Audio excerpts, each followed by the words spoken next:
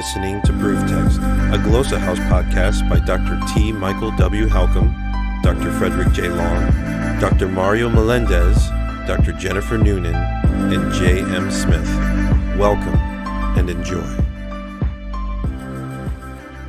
Hello, I'm Professor Fred Long, and I'd like to welcome you to another edition of Greek Matters.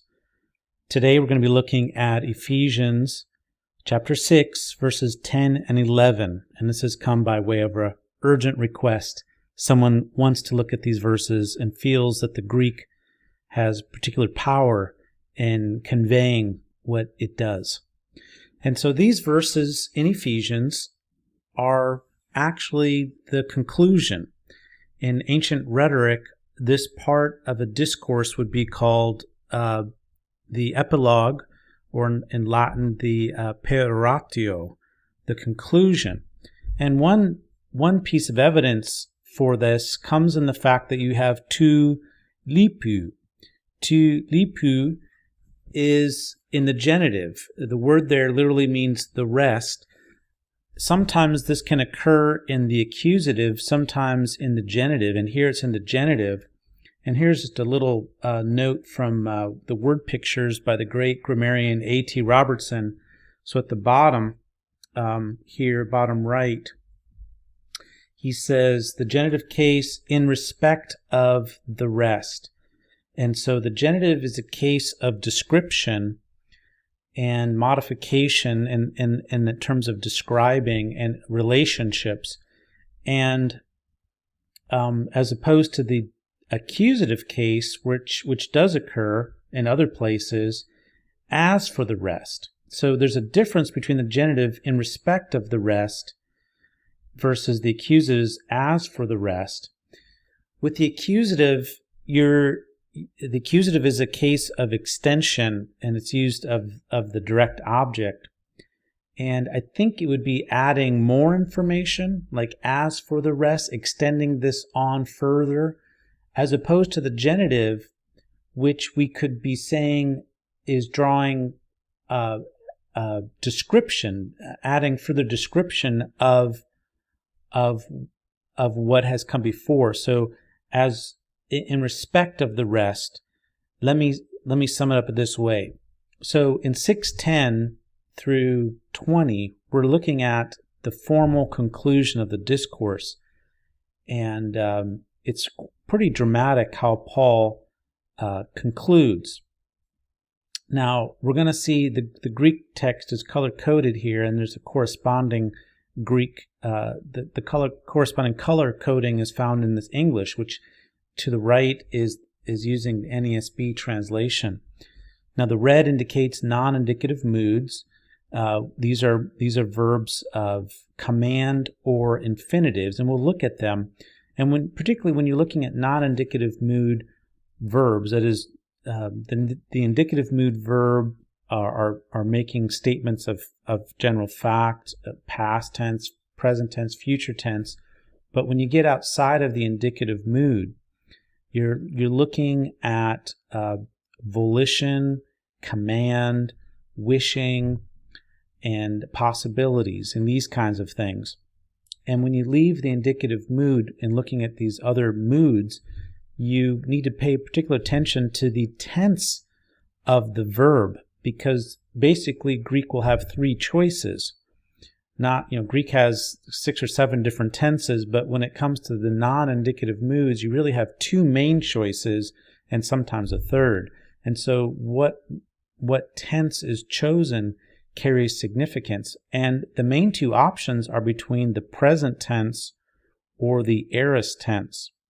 And the present tense conveys the imperfective aspect, which is one of openness, which can convey ongoingness, whereas the aorist tense is viewing the action as a whole without regard to any particulars.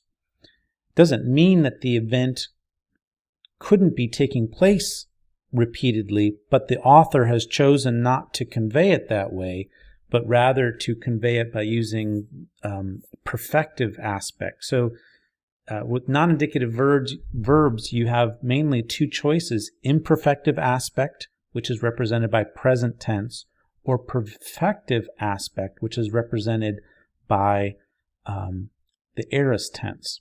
And we're going to see that Paul uses both here in rather interesting ways. So first of all, he issues this command: be strong in the Lord and in the power of his might. Now, this is a present tense, so it's conveying the need for this to continually to be happening. And it's also in the passive voice, or possibly a middle. And this would suggest that the subject is being affected by this action. So either the subject is particularly involved in the action in a way that it affects the subjects, or the subject, if it's passive, is being acted upon. Now here, since it's a command form, it's kind of hard for the subject to be commanded to be passive. I don't think Paul is saying, hey, don't do anything, but just be in this position of being acted upon. I don't think that's Paul's intent here. So there is some subject involvement here, some agency of the subject. So to be strong in the Lord and in the power of his might. So in the Lord and in the power of his might, these are prepositional phrases that are describing the location of the empowerment. So notice that this verb it's from endunamao. It has the preposition en on the front. And so this is talking about an interior kind of strengthening, and the source of that strengthening is then clarified by these prepositional phrases which begin with en. So being strong, it's an ongoingness. So be strong, being strong, and the location, the source of that strength is in the Lord and in the power of his strength. And so you have a piling up of words for strength also in the power of his strength. So there's some stress here on this strength. And one thing that we also can notice is that you have three different roots: kratos, ischus. These are words for strength, and then the verb has another root from dunamis or dunamao. So Paul is combining three different Greek words that profile different aspects of being strong: powerfully strong, innately strong, and strong. So this verse really is about remaining and being strong in the Lord and in the power of his might. Okay, so this is a command that Paul is concluding the book of Ephesians with. Now, this is something that's available to us. Like, we are commanded to be this way. So we need to be strong in the Lord and in the power of his might. And the question is, how do we do that? Well, this is where verse 11 is very important, because it's connected with no conjunction. There's often in Greek you have conjunctions that are connecting one sentence to the next, but we don't have that here. And so this is called a syndeton. So a syndeton is where there's no conjunction or connector. And that raises the question, well, what is the relationship between verse 10 and 11? And I would suggest that it is a relationship of a general statement moving to particular statements. And so in verse 11 then, we're getting the particulars of how we are to be strong in the Lord and in the power of his might. In other words, verse 11 is giving us the specifics of how we do that, is to put on the full armor of God. Now this is another command form, except this time it's the aorist tense, which is conveying perfective aspect. And so what it's doing is describing the event as a whole. While in fact we could imagine that the process of putting on the armor could take some time, Paul is not viewing it from that perspective.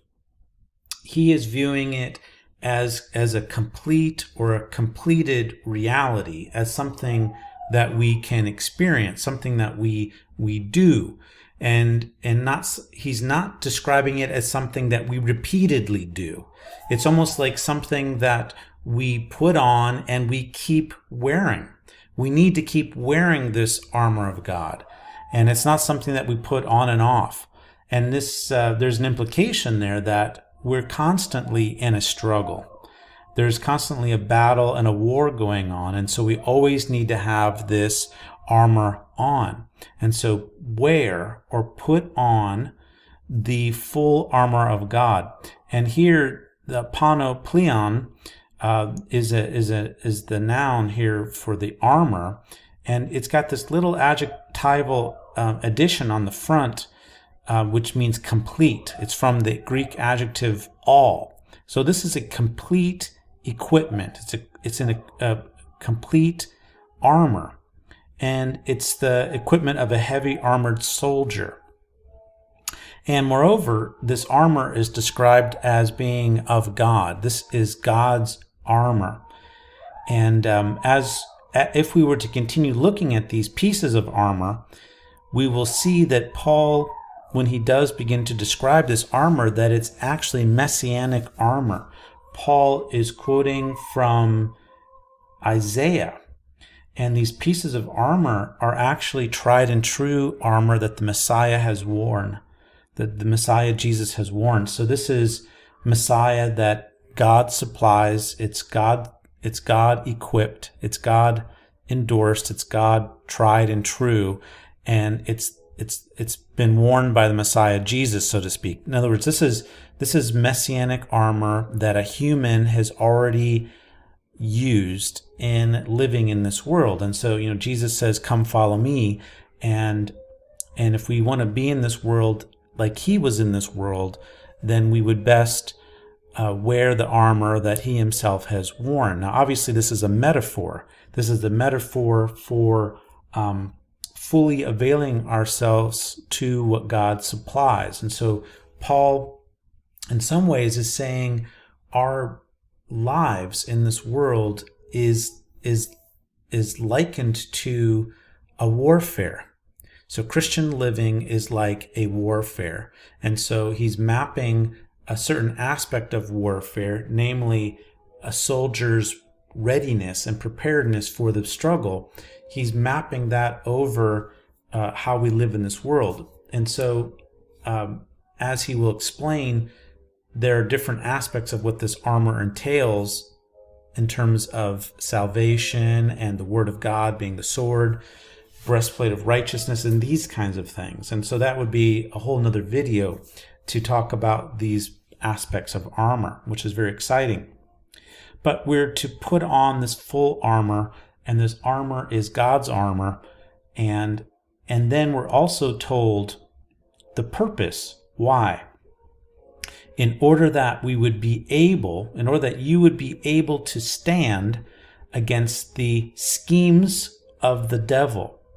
Okay, so this is a purpose statement. This is the goal. This is why we wear the armor. So wearing the armor has a purpose. It's the means by which we achieve this purpose, and this purpose is to be able to stand.